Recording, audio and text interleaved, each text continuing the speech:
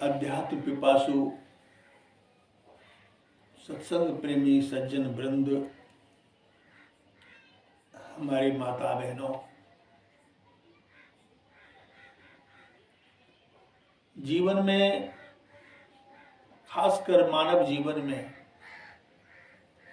सत्संग की बड़ी आवश्यकता है। मनुष्य ही एक ऐसा प्राणी है जिसमें सत्य का बोध कराया जा सकता है, किया जा सकता है। सत्य को जानने के लिए मानव जीवन उपयुक्त है। इसलिए मानव तन को धारण करने के बाद हर प्राणी को सत्संग रूपी विधा में बिलोंग करना चाहिए। सत्संग सत्य का संग सत्संग है। अब संसार में हम देखते हैं चमड़े की आंख से, चमड़े की कान से, सारे चमड़े की इंद्रियों से, तो वह परिवर्तनशील है, एक जैसा नहीं रहता है।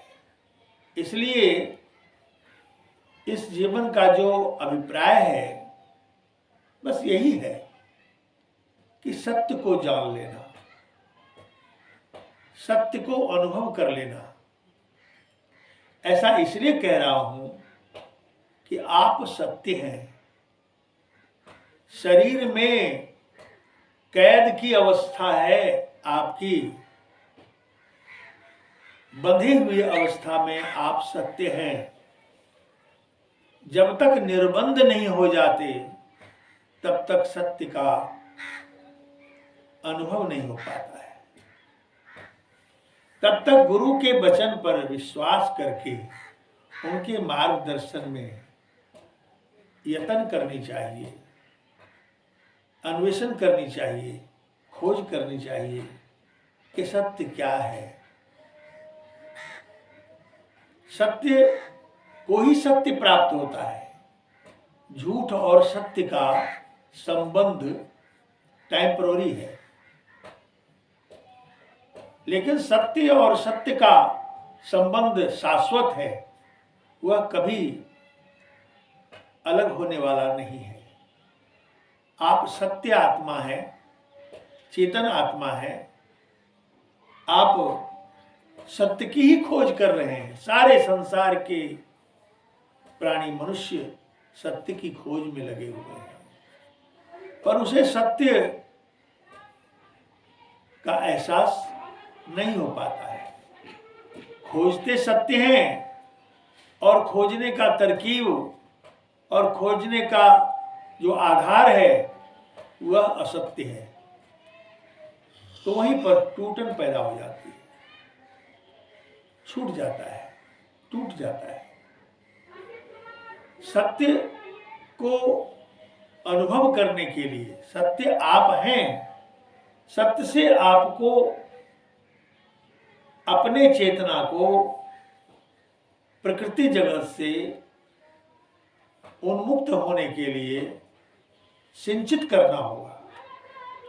सारी इंद्रियां जो हमारी हैं वो सारी इंद्रियां, उनमें जो चेतना है वह चेतना काम कर रही है, पर वह चेतना प्रकृति जगत में है। इसे गुरु बताते हैं कि अपनी चेतना को समेट लो। कबीर साहब ने कहा है,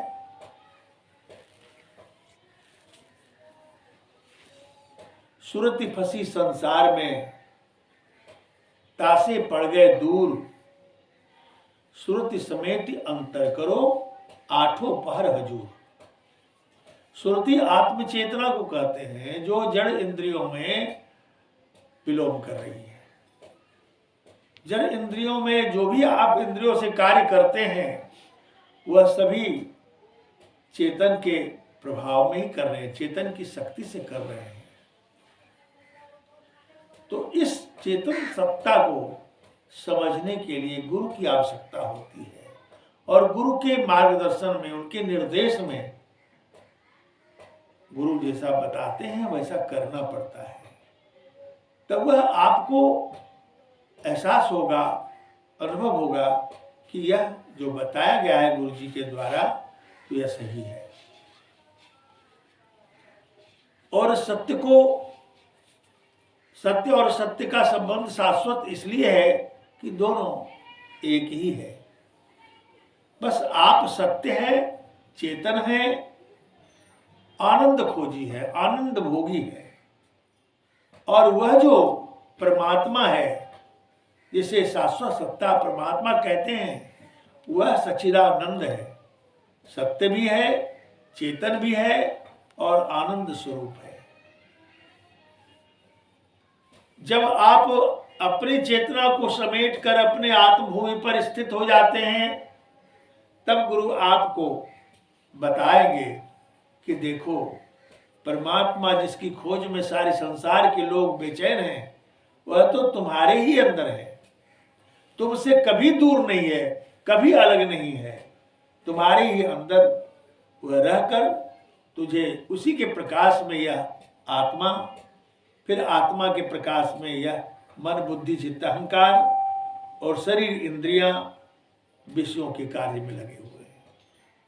खोज वही है कि मैं प्रभु परमानंद को पालूं, लेकिन परमानंद के जगह पर दुखानंद मिल जाता है, दुख ही दुख मिल जाता है, क्योंकि एक जैसा रहता नहीं है। प्रकृति तो परिवर्तनशील है, बदल जाता है। बचपन से आप देखिए कि हमारा क्या स्वरूप था और अब हम कैसे हैं, फिर बुढ़ापा आते आते, मृत्यु की अवस्था आते आते कैसे हो जाते हैं। एवं इस प्रकार से सभी प्राणी जो है सत्य की खोज करते हैं, आनंद चाहते हैं, लेकिन आधार गलत है। उसी आधार को सद्गुरु बताते हैं कि आप सद्गुरु के ज्ञान आधार पर चलेंगे, आप अपनी चेतना को समेटेंगे और गुरु मंडल पर स्थिर करेंगे तो आपको वहां एहसास होगा कि सत्य क्या है। इसलिए सत्य की जानकारी आवश्यक है। मैं एक शब्द आपको सुना दूं। संतो धोखा सबको मारे, संतो धोखा सबको मारे, ऐसा है कोई संत विवेकी, ऐसा है कोई संत विवेकी, निर्मल ज्ञान विचारे, संतो धोखा सबको मारे, संतो धोखा सबको मारे। कोई खोजे शिव शक्ति में, कोई खोजे शिव शक्ति में, कोई खोजे काया,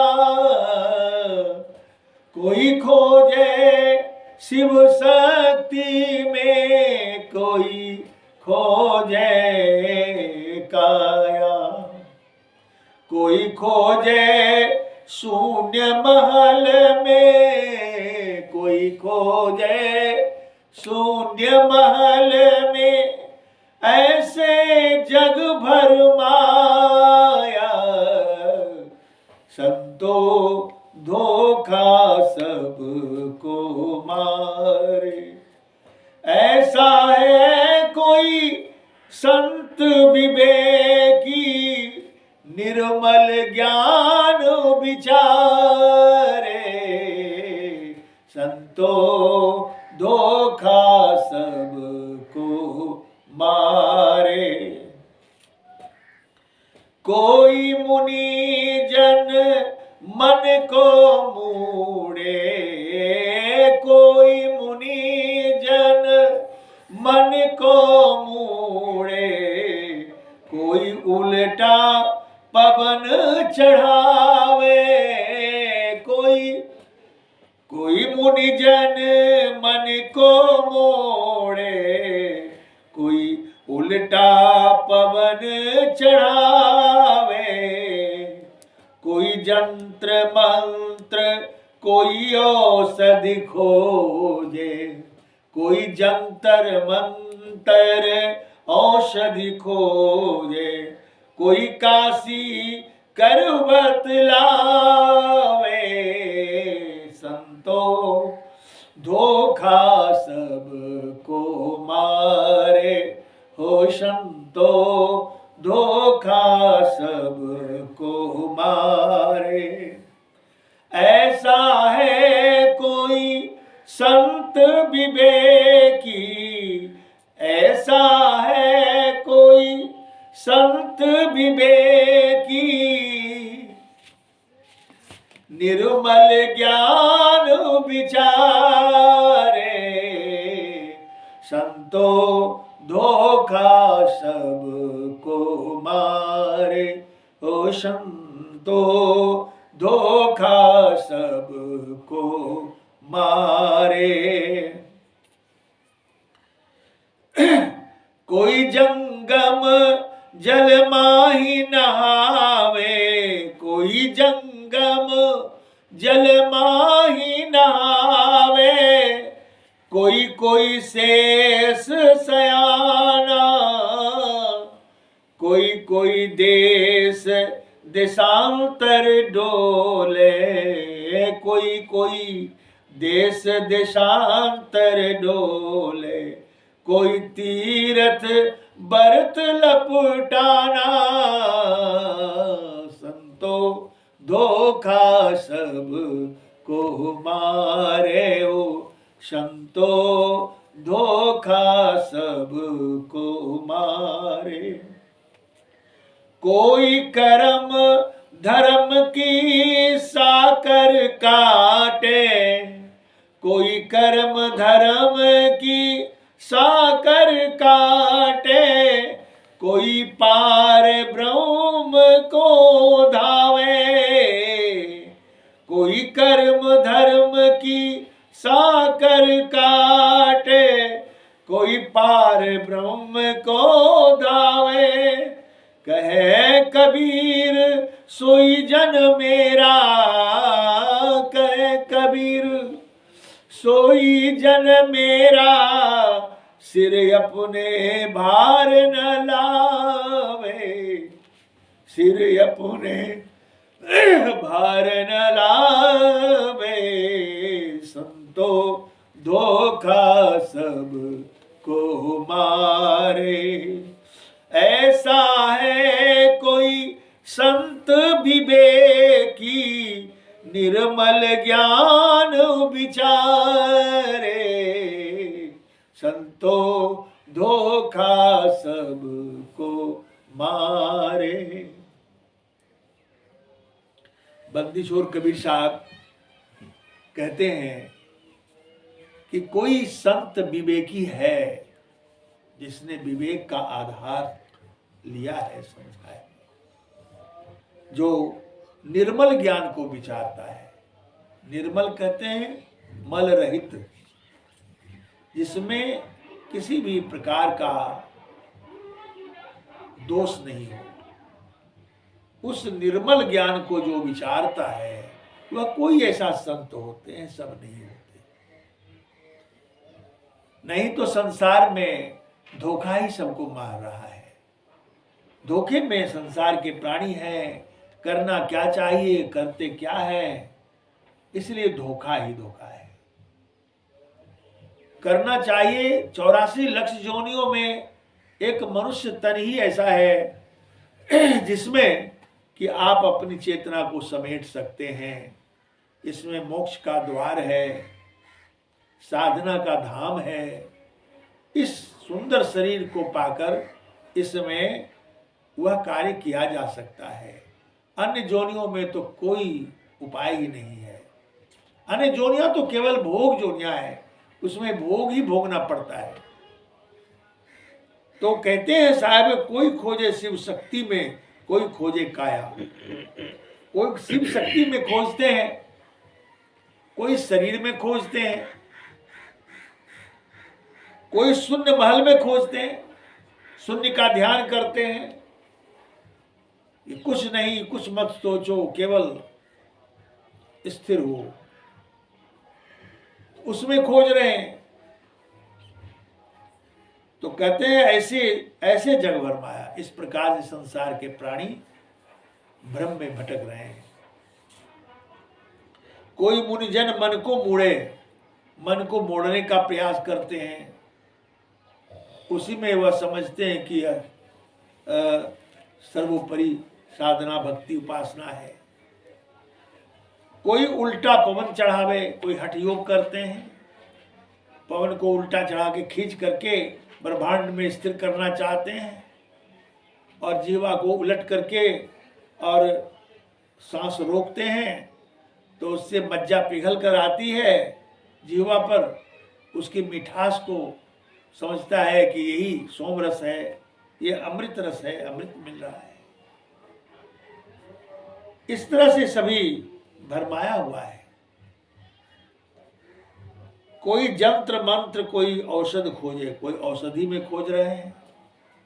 ऐसी औषधियां हैं जो खा करके बहुत दिनों तक भूखा रख सकते हैं। जंगलों में, हिमालय की तराइयों में ऐसे ऐसे कंद हैं, तो उन्हीं में सोचते हैं कि हम कुछ कार्य कर लेंगे। कोई जंतर मंतर में भटके हुए हैं, कोई काशी करबत लेकर के मरते हैं जाके काशी में कि भाई काशी में मरेंगे और हमारा उद्धार हो जाए। तो कोई जंगम जल माही नहावे, कोई जंगलों में घूम रहे हैं, तो कोई स्नान में भूले हुए हैं कि स्नान करने से मुक्ति मिल जाएगी, गंगा स्नान करने से। कोई शेष सयाना, इसमें से कोई शेष कोई बचता है तो सयाना होता है, समझदार होता है। कहते हैं साहब, कोई कर्म धर्म की साकर काटे, कोई पार ब्रह्म को धावे। पार ब्रह्म की ओर जाना चाहते हैं। कर्म धर्म का भी कहते, कोई कर्म नहीं, कोई धर्म नहीं, जो भी होता है ईश्वर कराता है अच्छा बुरा। भाई ईश्वर कैसे कराएंगे अच्छा बुरा?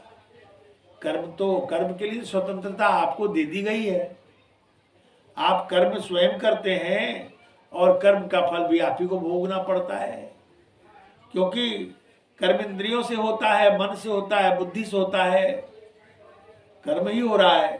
और कर्म करने में आप स्वतंत्र हैं, पर उसका भोग भोगने में आप परतंत्र हैं। भोग बनकर आएगा उसका। जैसे कोई व्यक्ति गलती किया है तो उसके लिए कैद खाना है, उसका इंसाफ है, फैसला है। उसी तरह से आप करने में स्वतंत्र हैं। अच्छा करें या बुरा करें, किसी को सता दें, किसी को मार दें बिना बेखदी वदी का, तो उसका फल तो आपको मिलेगा, वो फैसला होगा। इसलिए कोई कर्म धर्म की साकर काटे, कोई पार ब्रह्म को धावे। कहे कबीर सोई जन मेरा, सिर अपने भार न लावे। कबीर साहब अंत में निचोड़ शब्द कहा कि अपने भार पर कुछ, अपने माथे पर भार किसी चीज का नहीं लेता। जो अपने माथे पर कोई भार नहीं लेता वह साहिब का प्रिय जन है। कहे कबीर सोई जन मेरा, वह मेरा जन है, मेरा अपना है। कौन? जो संसार के क्रियाकलाप में अपने पर भार नहीं लेता, बस प्रभु को सुमरन करता है। मेरा मुझको कुछ नहीं, जो कुछ है सब तोर, तेरा तुझको सौंपता क्या लागत है। ऐसी निश्चल भावना से जो गुरु आज्ञा में रह करके गुरु के मार्गदर्शन में अपने जीवन को बिताते हैं और आत्म कल्याण के लिए जो कर्तव्य गुरु बताते हैं करते हैं, साहब कहते हैं कि वह हमारा अपना जन है, अपना प्रिय है। फिर वह सतलोक का अधिकारी होता है, वह सतज्ञान का अधिकारी होता है। वही जिज्ञासु जो है सतलोक को जा सकता है। इसलिए अपने सिर पर भार लेने का नहीं है, संसार में से ही लोग भार लेते हैं। जैसे आप किसी का प्रपंच करें, किसी का शिकायत करते रहे हमेशा, फलाना वैसा है, चिलाना वैसा है, ऐसे है वैसे है, अच्छे बुरे की बात करते हैं लोग, तो वो भार ले रहे हैं, वो दूसरों का पाप का भार ले रहे हैं। क्योंकि ऐसा करना वर्जित है, किसी की निंदा करना अच्छी बात नहीं है। यथोचित बात जरूर कहनी चाहिए। अगर वाणी प्रिय हो और प्रिय ढंग से कहा जाए तो कहा जा सकता है, वो भी सबके सामने नहीं।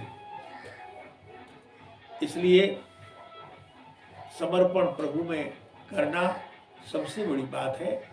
जो सद्गुरु को समर्पण कर देते हैं अपने आप को, वह आत्मा सद्गुरु की आत्मा होती है और वह ही उद्धार होता है।